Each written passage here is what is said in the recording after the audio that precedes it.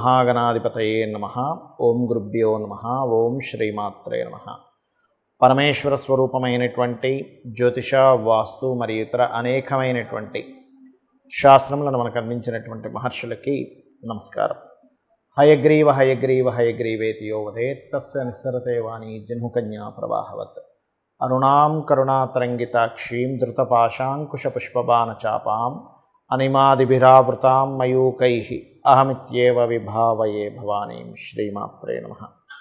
ప్రేక్షకులకి ఆ లలితాంబిక అమ్మవారి యొక్క అనుగ్రహం పరిపూర్ణంగా కలగాలని మనస్ఫూర్తిగా కోరుకుంటూ, మనం ఈరోజు చెప్పుకోబోయేటువంటి టాపిక్ ఏమిటి అంటే, ఒక్కొక్క జాతకులకి ఒక్కొక్క అంశం మీద సమగ్రమైనటువంటి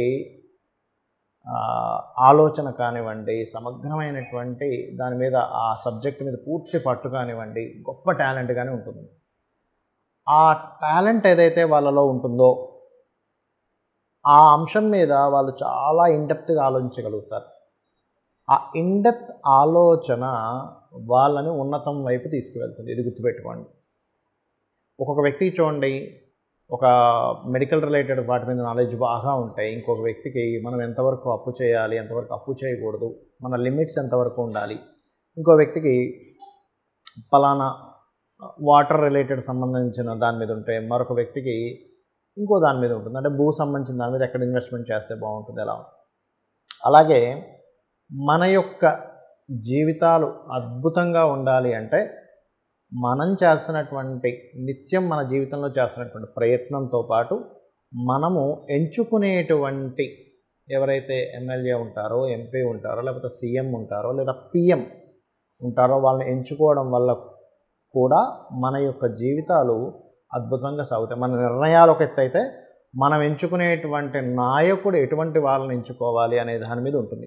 అయితే ఇందులో మనము ఒక్కొక్క వ్యక్తికి ఒక్కొక్క దాని మీద బాగా అవగాహన ఉంటుంది. కాబట్టి ఒక్కొక్క లగ్నం వారికి మేషం నుంచి మీనం వరకు, అదేవిధంగా ఒక్కొక్క రాశి వారికి దేని మీద బాగా అవగాహన ఉంటుంది, వాళ్ళు ఏ రూట్లో ఎటువంటి వారిని ఎంచుకుంటే బాగుంటుంది అనే విషయాలు మనం ఒక్కొక్క లగ్నరీత్యా మనం తెలుసుకుందాం.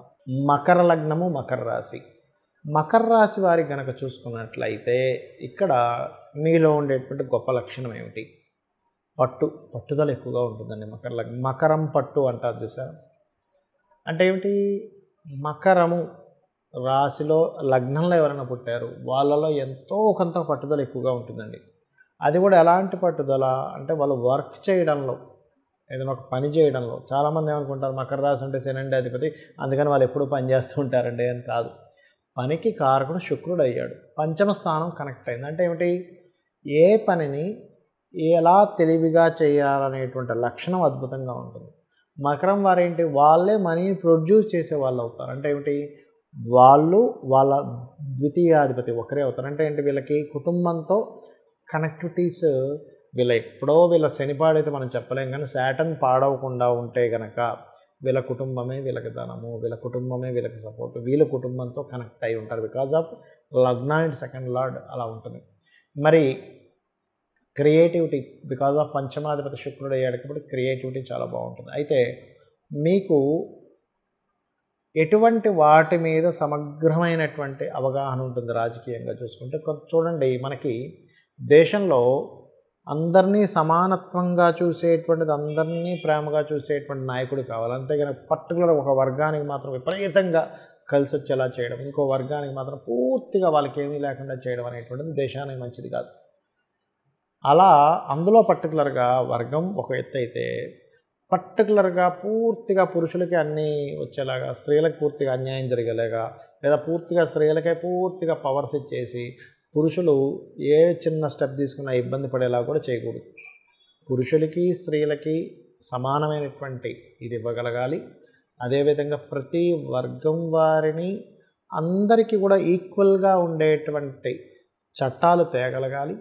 అది పురుష స్త్రీలు అండ్ అన్ని వర్గాల వారికి సమానంగా అందరూ బాగుపడేలాగా ఎవరు చేయగలరు అనేటువంటి అవగాహన మకరం వారికి ఉంటుంది. గుర్తుపెట్టుకోండి. బికాజ్ ఆఫ్ వీళ్ళకు ఉండేటువంటి ప్లానటరీ పొజిషన్స్ అట్లా ఉంటాయి. అయితే ఇక్కడ మనమెంత ప్లానెడ్గా వెళ్తున్నా మన జీవితాలు పూర్తిగా మారట్లేదు అంటే దాని అర్థం ఏమిటి అంటే, మనం ఎంచుకునేటువంటి రాజకీయ నాయకుడు, మనం ఎటువంటి లీడర్ని ఎంచుకుంటున్నాము, ఇతనికి పక్షపాతం ఉందా, లేకపోతే అందరికీ సమానత్వాన్ని చూపించేటువంటి లక్షణాలు ఉన్నాయా, ఈజ్ మోస్ట్ ఇంపార్టెంట్. గుర్తుపెట్టుకోండి. పక్షపాతంగా కనుక ఒక వర్గం వారి వైపే పూర్తిగా వాళ్ళకి మొత్తం సపోర్ట్ చేసేసి, ఇంకా వేరే వాళ్ళు ఎవరు ఈ దేశంలో ఉన్న మిగతా యూత్ కానీ మిగతా వాళ్ళందరూ మనుషులు కాదు, వీళ్ళేదో మనకి వీళ్ళ వల్ల పెద్ద ఓట్లు రావు, వీళ్ళ వల్లే ఓట్లు వస్తాయనుకొని ఒక వర్గం వారికి కంప్లీట్గా సపోర్ట్ చేసేటువంటి నాయకుడికి వెయ్యకూడదు అనేటువంటిది మీకు కంప్లీట్ నాలెడ్జ్ ఉంటుంది దాని మీద. ఎవరికి కనుక ఓటేస్తే అందరినీ సమానంగా చూస్తారు, ఎవరికి కనుక ఓటేస్తే అందరికీ సమాన హక్కులు వస్తాయి, ఎవరికి కనుక ఓటేస్తే అందరూ హ్యాపీగా ఉంటారు, అందరూ అన్ని విధాలా డెవలప్ అవుతారనేటువంటి లక్షణం మీలో ఉంటుంది.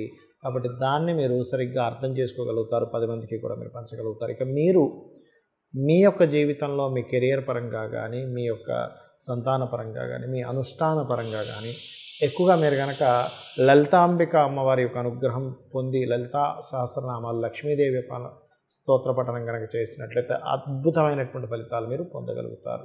చాలామంది మేధావులకి ఎవరికి ఓటు వేయాలనేటువంటి అవగాహన ఉంది, కానీ ఇంకొంతమందికి అసలు ఎటువంటి వారిని ఎంపిక చేసుకోవాలనేటువంటి అవగాహన లేని వాళ్ళు కొంతమంది ఉన్నారు.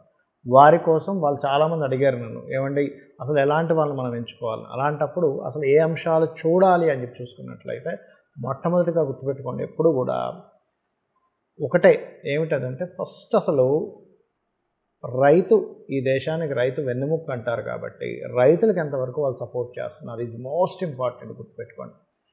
ఏ నాయకుడు అయితే పర్ఫెక్ట్గా సపోర్ట్ చేస్తాడు, అంటే పిచ్చి పిచ్చిగా పనిచేయడం కూడా కాదు, అర్థం చేసుకోండి. ఎవరైతే రైతు నిజంగా ఇబ్బందుల్లో ఉన్నప్పుడు ఎవరైతే అవగాహన వాళ్ళకి సపోర్ట్ చేస్తున్నాడో ఆ నాయకుడు నిజంగా దేశానికి ఉపయోగపడతాడు. గుర్తుపెట్టుకోండి. అదేవిధంగా వైద్య రంగ సంబంధించిన డెవలప్మెంట్స్, ఏ నాయకుడి ద్వారా డెవలప్మెంట్స్ పెరుగుతున్నాయి, ఏ నాయకుడు వైద్య రంగానికి సంబంధించిన వాటిలో ఎంత చక్కటి అంటే ప్రజలకు ఎంత చక్కగా దాని యొక్క అవగాహన కలిగించేలా కానివ్వండి, అదే రకంగా ఎన్ని మనకి అంటే ఫ్రీగా పంచిపెట్టుకుంటూ వెళ్ళిపోవడం అని కాదు అక్కడ అర్థం, అంటే ఎంత సమగ్రంగా ఆ ఫండ్స్ వాడగలుగుతున్నారు మెడికల్ రంగాలకు సంబంధించినటువంటి. అదేవిధంగా మనం ఏదైనా ఇప్పుడు ఇస్తున్నాము అలానే అప్పులు చేస్తూ పంచిపెట్టడం కాదు ఇక్కడ. ఎవరైతే అప్పులు చేయకుండానే మనం సంపదను సృష్టించి ఇవ్వగలుగుతున్నాము, ఎందులో ఇన్వెస్ట్మెంట్ చేయగలుగుతున్నాము ఈజ్ మోస్ట్ ఇంపార్టెంట్. ఎప్పుడు కూడా మన దేశ నాయకుడు కానివ్వండి, ఒక ఎమ్మెల్యే, ఎంపీ ఆర్ ఒక సీఎం కానివ్వండి, పిఎం కానివ్వండి, వీళ్ళందరూ కూడా ఇన్వెస్ట్మెంట్స్ ప్రజల యొక్క ధనాన్ని, ఎందుకంటే ఇదంతా మన డబ్బులు, మనకు ఎవరైనా పంచుతున్నారంటే కూడా మన డబ్బులే మనం పంచుకుంటున్నాం, మళ్ళీ మనం కడుతున్నాం ఆ రేట్లు పెరిగిన దాంట్లో. కాబట్టి ఆ యొక్క ధనాన్ని ఎక్కడ ఇన్వెస్ట్మెంట్ చేసి అది మళ్ళీ సంపదగా మార్చేటువంటి టాలెంట్ ఏ నాయకుడికి ఉంది. ఇంకా ముఖ్యంగా ఏమిటంటే యూత్కి ఎటువంటి ఇవి కలిగించగలుగుతున్నారు అంటే ఇవాళ రేపు ఏమిటి అంటే ఇవాళ యూతే రేపు దేశానికి వెన్నెముక లాంటి వారు. ఎలా అయితే రైతు ఎలాగో అదేవిధంగా యూత్కి ఎటువంటి సదుపాయాలు కలిగించగలుగుతున్నారు. యూత్కి కేవలం ఏదో గవర్నమెంట్ జాబ్స్ ఇచ్చేయడం అని కాదు, గవర్నమెంట్ జాబ్స్ ఇస్తామని హామీలు ఇచ్చేసి దాని తర్వాత 5 ఏళ్ళు పోయిన తర్వాత అయ్యో మేము ఇంత ఇచ్చాం అంత ఇవ్వలేకపోయాం ఏదో మళ్ళీ చెప్పేయడం అలా కాదు. యూత్కి సెల్ఫ్ ఎంప్లాయ్మెంట్ ఎంతవరకు చేయగలుగుతున్నారు, సెల్ఫ్గా ఎంతవరకు గవర్నమెంట్ సపోర్ట్ చేయగలుగుతుంది. వేరే కంపెనీస్ చూడండి, ఇతర కంపెనీస్, ఇప్పుడు కియా ఉంది, లేకపోతే రకరకాల కంపెనీస్ ఉంటాయి, ఆ కంపెనీస్ని ఎంతవరకు దేశంలోకి వచ్చేలా చేయగలుగుతున్నారు, దాని ద్వారా ఎంతమందికి ఎంప్లాయ్మెంట్ కలిగింపజేయగలుగుతున్నారు ఈజ్ మోస్ట్ ఇంపార్టెంట్. ఎందుకంటే గవర్నమెంట్ అన్ని జాబ్స్ని గవర్నమెంట్ చేసుకుంటూ వెళ్ళిపోతే కూడా చాలా దేశాలు మనం చూసాం, అక్కడ చాలా ఇబ్బందులు పడినటువంటి అలా అవ్వకుండా ఏ నాయకుడు మనకి చేయగలడు అనేటువంటి తెలుసుకోవాలి. అదేవిధంగా ఈక్వాలిటీ ఈజ్ మోస్ట్ ఇంపార్టెంట్. ఒక వర్గం వారికే పూర్తిగా సపోర్ట్ చేసేసి మిగతా వాళ్ళందరూ మనుషులు కాదన్నట్టుగా వాళ్ళకు మాత్రమే అన్నీ సమకూరుస్తూ మిగతా వాళ్ళకి ఏమి సమకూర్చకుండా చేసేటువంటి నాయకుడు కూడా మనకొద్దు. అందరికీ సమానంగా చూసేవాళ్ళు, అందరూ ఒకలాగే చూడగలగాలి, అందరికీ సమానమైనటువంటి హక్కులు ఇవ్వగలగాలి. అదేవిధంగా ఇవి కలిగిస్తూ దేశ రక్షణ కోసం మనం చూడండి, ఇప్పుడు మన యొక్క రక్షణా దళం ఎంతవరకు పటిష్టంగా ఉంది. ఎందుకంటే రక్షణ కనుక సరిగ్గా లేకపోయినా దేశం లోపల కావచ్చు, సరిహద్దుల్లో కావచ్చు, ఏ నాయకుడు ఉన్నప్పుడు మనకి రక్షణ కరెక్ట్గా ఉంది, మనం భయభ్రాంతులకు గురవకుండా ఉన్నాము అనేటువంటిది కూడా ఎంపిక చేసుకోవడంలో సమగ్రంగా మనం అర్థం చేసుకోవాలి. అదేవిధంగా ఎడ్యుకేషన్ సిస్టమ్, ఏదో స్కూల్స్ కట్టేస్తున్నాము, కాలేజీలు కట్టేస్తున్నాము అన్నట్టు కాకుండా సిస్టమ్ ఎంతవరకు మార్చగలిగింది. అంటే మనం చిన్నప్పటి నుంచి చదువుకుంటున్నప్పుడు ఆ చదువు సంస్కారాన్ని పెంచుతూ ఎట్ ఎ సేమ్ టైం మనకి విద్య ఎలా తోడ్పడుతుంది, వాళ్ళకి ఆ విద్యలో కూడా ఏదైనా ఒక నేర్చుకునేలాగా.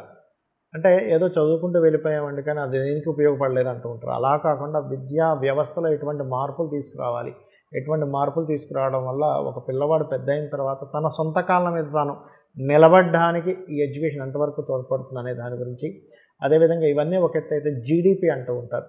మన దేశ జీడిపి ఎంత పెరుగుతూ ఉంటే అంత బాగుంటుందని మన దేశం.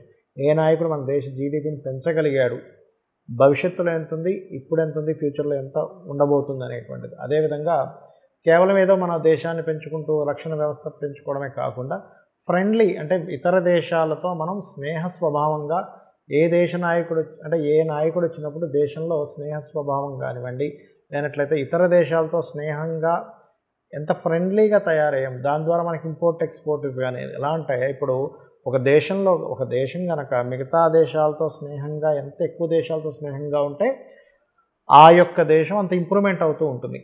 అలాగా ఏ నాయకుడు వచ్చినప్పుడు మనకి ఇతర దేశాలతో ఇంపోర్ట్ ఎక్స్పోర్ట్స్ ఎంత జరుగుతూ ఉంటే మనం తయారు చేసినట్టు వేరే దేశాల్లో అమ్మగలుగుతాం. ఎంతసేపు వేరే దేశాల్లో ఉన్నది మాత్రం మనం కొనుక్కుంటే మన దేశం పెద్ద దేశంగా ఉండిపోతుంది. అలా కాకుండా మనం ఎంత ఇంపోర్ట్ చేయగలిగితే, ఫ్రెండ్లీగా ఉండగలిగితే అంత పెరుగుతూ ఉంటుందండి.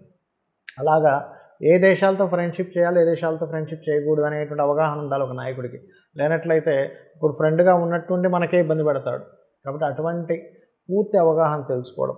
ఎందుకంటే ఈ యొక్క ఏవైతే ఎన్నికలు ఉంటాయో ఇతర దేశాలు కూడా ఈ నాయకుడు రాకపోతే బాగుందని అంటే అటువంటి కుట్రలు పనేటువంటిది కూడా ప్రస్తుతం నడుస్తుంది. కాబట్టి ఆ యొక్క దేశాలతో ఎలా ఉంటున్నాడు ఏంటనేటువంటి నాయకుడు కూడా మనకు కావాలి. అదేవిధంగా డెసిషన్స్, ఇప్పుడు ఒక డెసిషన్ తీసుకుంటే ఈ డెసిషను మళ్ళీ కొంతకాలం పోయిన తర్వాత అయ్యో ఇది మనం తీసుకుంది రాంగ్ డెసిషన్, దీన్ని మార్చేసుకుందాం అని మార్చేసే నాయకులు, లేకపోతే ఏదైనా ఒకటి ప్రారంభిస్తే అది ప్రారంభించింది ఆగకుండా కొనసాగేటువంటి నాయకులు మనకు కావాలి ఎప్పుడు కూడా. అదేవిధంగా పాస్ట్లో ఎలా ఉంది, ప్రజెంట్ ఎలా ఉంది, ఫ్యూచర్ ఎంత డెవలప్ అవుతుంది అనేటువంటి ఒక క్లియర్గా ఒక ప్రణాళిక ఉండేటువంటి నాయకుడు మనకు కావాలి. అంతేగాని ఏదో దోచేసుకుంటున్నాము, తినేస్తున్నాము, ఏదో పంచిపెట్టేస్తున్నాము అనేటువంటి నాయకుల వల్ల మనకు ఒదిగేది ఏమీ లేదు. ఇది ఎవరైతే ఈ యొక్క అవగాహన అంతా క్లియర్గా మీరు ఎన్నికలు అయ్యే వరకు మీరు ఎవరైతే క్లియర్ చేసుకొని ఓటు వేస్తారో దాని ద్వారా మన దేశం బాగుంటుంది, మనందరము బాగుంటాము. ఆ యొక్క అమ్మవారి అనుగ్రహం మీ అందరికీ పరిపూర్ణంగా కలగాలని కోరుకుంటూ శ్రీమాత్రే నమః.